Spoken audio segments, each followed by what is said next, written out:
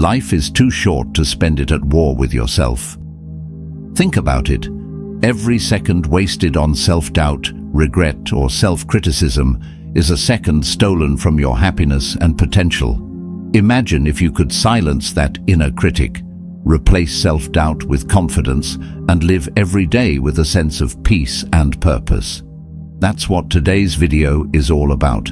The Stoics, ancient philosophers who mastered the art of living, understood this struggle and left us timeless advice to conquer it.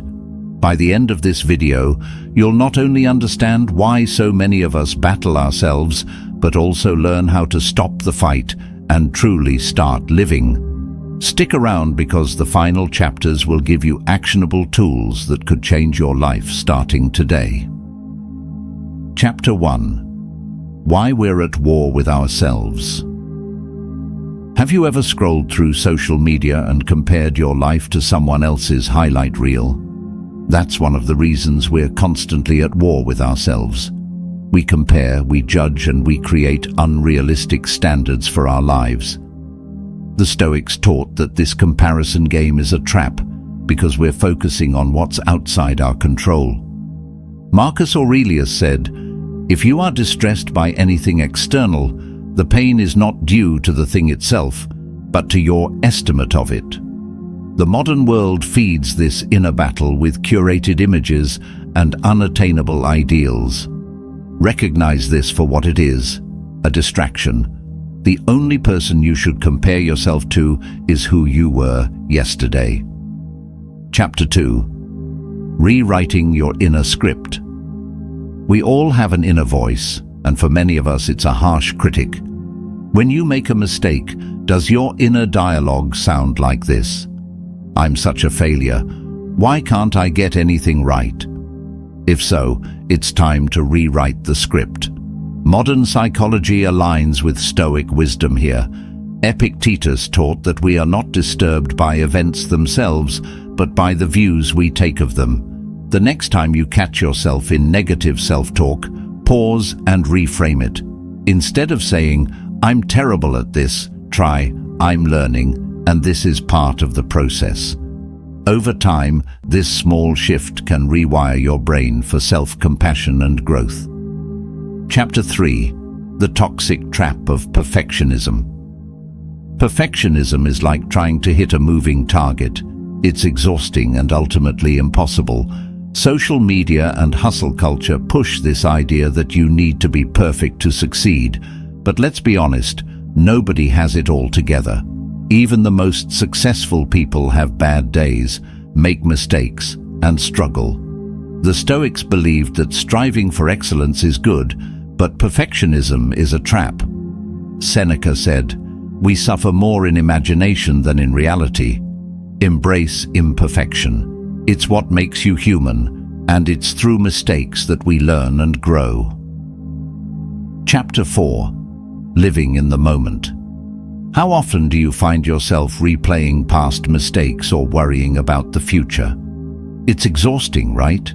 The Stoics believed in focusing on the present moment because it's the only thing we truly have. This idea isn't just ancient philosophy. It's supported by modern mindfulness practices. Think about how much happier and productive you'd be if you stopped dwelling on things you can't change. Try this. The next time you're stuck in a mental loop, take a deep breath and focus on what's right in front of you. Whether it's a conversation, a task, or a simple walk outside, immerse yourself in the now. Chapter 5. The freedom of letting go. Have you ever held on to a grudge or regretted a decision so deeply that it felt like a weight on your shoulders?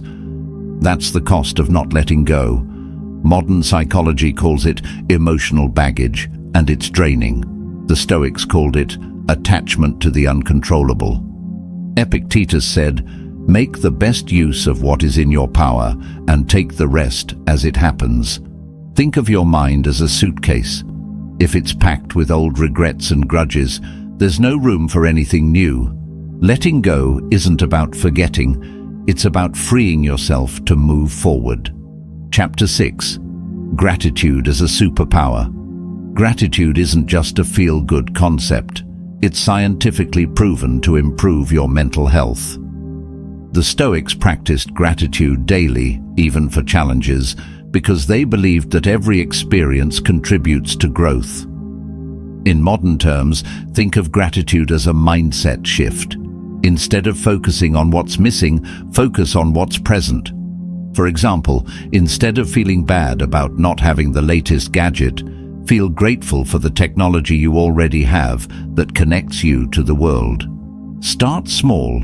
Write down 3 things you're grateful for every day. Over time, this simple habit can transform how you see your life.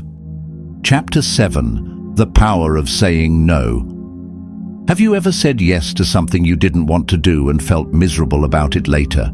That's a form of self-betrayal, and it fuels the war within.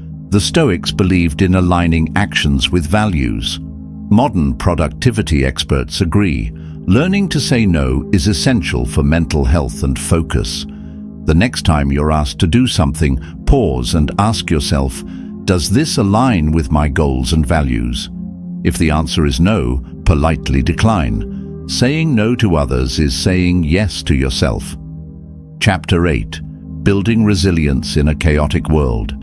Life is unpredictable, and the modern world feels more chaotic than ever. But here's the thing. You can't control the chaos, only how you respond to it. Marcus Aurelius wrote, "You have power over your mind, not outside events. Realize this, and you will find strength." Modern resilience research shows that people who view challenges as opportunities for growth are happier and more successful. The next time life throws you a curveball, instead of asking, "Why me?" ask, "What can I learn from this?" Chapter 9. Embracing Failure as Feedback. Failure isn't the opposite of success. It's part of the process. In our modern success-driven culture, failure is often seen as something to avoid, but the Stoics had a different view. They believed failure is feedback. It shows you what doesn't work and guides you toward what does. Think about Thomas Edison, who famously said, "I have not failed. I've just found 10,000 ways that won't work." When you fail, reflect on it, extract the lesson, and move forward. Chapter 10. The Urgency of Living Fully. Life is short. That's not just a cliché, it's a fact. The Stoics meditated on mortality not to create fear, but to inspire urgency. Seneca wrote, "It is not that we have a short time to live, but that we waste a lot of it." In modern terms, think of it this way. You wouldn't spend your hard-earned money carelessly, so why waste your time? Every day is an opportunity to grow, connect, and contribute. Don't wait for the perfect moment to live your best life. Start now. The war within is not your destiny, it's a choice. By applying these Stoic principles in a modern context, you can break free from self-doubt and regret, replacing them with confidence, clarity, and purpose. Life is too short to be spent at odds with yourself. Use the wisdom you've gained today to make peace with who you are and create the life you want. If this video resonated with you, share it with someone who might need this message. Remember, you are stronger and more capable than you think. Until next time, stay strong and stay stoic.